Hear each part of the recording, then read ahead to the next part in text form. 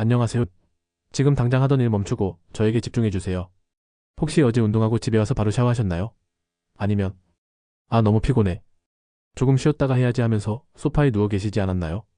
만약 후자라면 지금 이 순간 여러분의 피부에서는 보이지 않는 전쟁이 벌어지고 있습니다.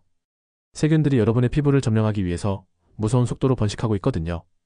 오늘 이 영상을 끝까지 보시면 내일부터는 절대로 운동 후 샤워를 미루고 싶지 않으실 거예요. 왜냐하면 그 결과가 여러분이 생각하는 것보다 훨씬 무섭거든요. 우리가 몰랐던 충격적 진실. 최근에 나온 조사 결과가 정말 충격적이었어요. 헬스장을 이용하는 사람들 중에서 무려 70% 이상이 운동 후 30분 이내에 샤워하지 않는다고 하더라고요. 대부분이 이렇게 생각하시죠. 집에 가서 해야지, 좀 쉬었다가 하면 되지 뭐. 사실 저도 예전에는 마찬가지였어요. 운동하고 나면 너무너무 피곤해서 집에 오자마자 바로 침대에 누워버리거든요.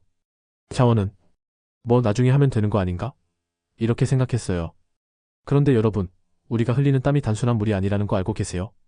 땀 속에는 염분, 단백질, 지방, 그리고 우리 몸에서 밖으로 내보내려는 각종 노폐물들이 다 들어있어요. 이런 것들이 우리 체온과 만나면 어떻게 될까요? 세균과 곰팡이들에게는 최고급 뷔페가 차려진 거예요. 따뜻하고 습하고 영양분까지 풍부한 그들이 가장 좋아하는 환경이 만들어지는 거죠. 미국 노스캐롤라이나의 피부과 전문의 녹스 비슬리 박사는 이렇게 경고했습니다. 운동 후 30분 이내에 반드시 샤워해야 한다.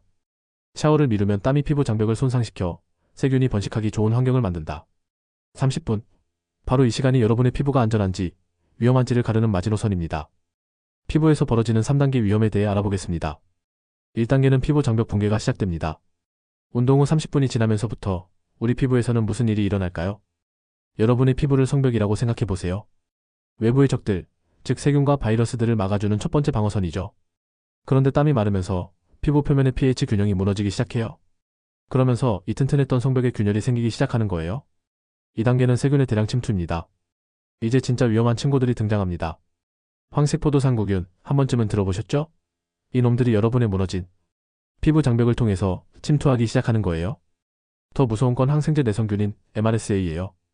미국 질병통제예방센터에서는 이 균이 단순한 발진에서 시작해서 폐혈증까지 진행할 수 있다고 경고하고 있어요.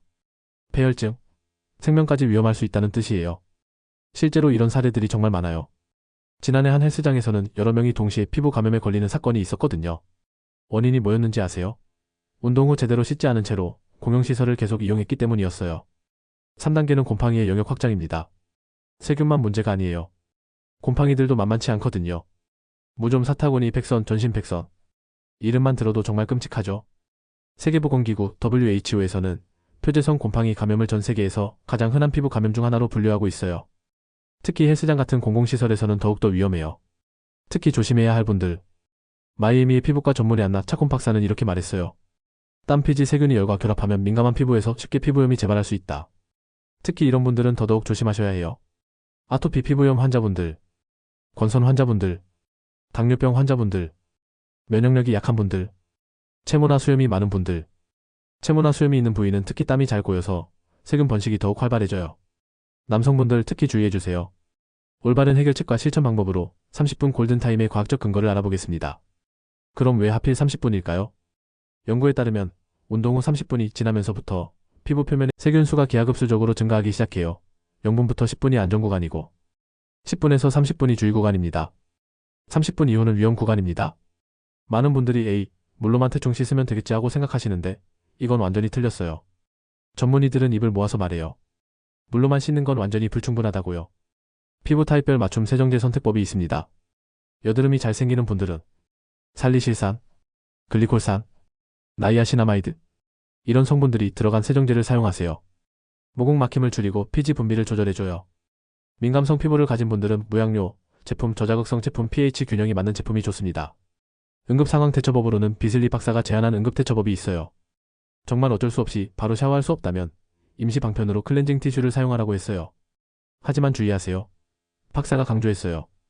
티슈는 어디까지나 임시 방편일 뿐 샤워를 대체할 수는 없다. 헬스장에서 실천할 수 있는 팁들?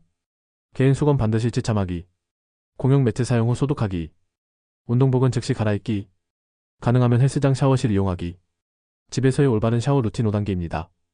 1단계 미지근한 물로 시작하세요. 너무 뜨거운 물은 피부에 자극이 돼요. 2단계 pH 균형이 맞는 바디워시로 거품을 충분히 내주세요. 3단계 특히 땀이 많이 났던 부위를 집중적으로 세정해주세요. 4단계 충분히 헹궈주세요. 최소 2분은 헹궈야 해요. 5단계 부드러운 수건으로 톡톡 두드려서 말려주세요. 지금 당장 시작할 수 있는 것들.